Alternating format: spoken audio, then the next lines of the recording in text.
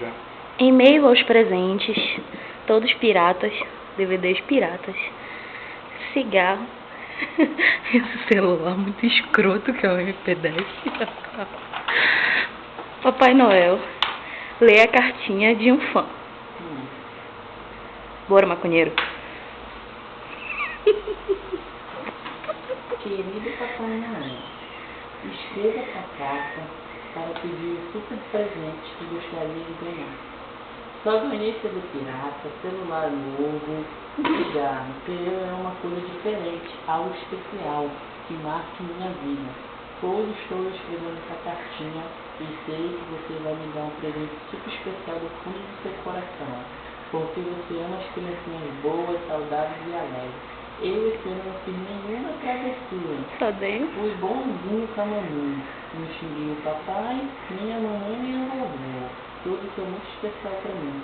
Vou ficar esperando no dia 25, às 0 horas, 0 minutos, 0 segundos na minha cama, deitadinho e dormindo. E aguardando beijos, Serginho. E agora, Papai Noel maconheiro sai para a entrega de seus presentes. Só que antes ele tem que fumar birra, né? Foda. Saco do Papai Noel. Papai Noel, como é que ele vai passar por aqui?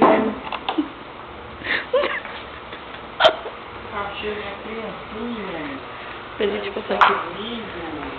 Vou dar meu presentinho pra ela. Oi, Guti, sou o Papai Noel. Papai Noel é minha, Papai Noel maconheiro. Eu gosto das criancinhas, eu sou igual o Michael Jackson. Papai Noel está aqui dentro.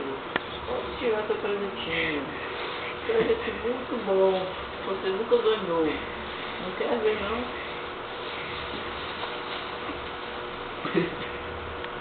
Oh, eu trouxe o presente errado, esse presente era pra Carol, mas tem um presente maravilhoso que você vai gostar. Eu sempre fico as criancinhas, elas adoram chupar.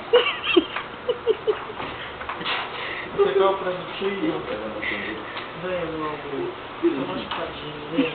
Isso, o Papai é bonzinho, que estranho. Foda. Um velhinho, safado, 70 anos já. Caralho. Toma uma madinha.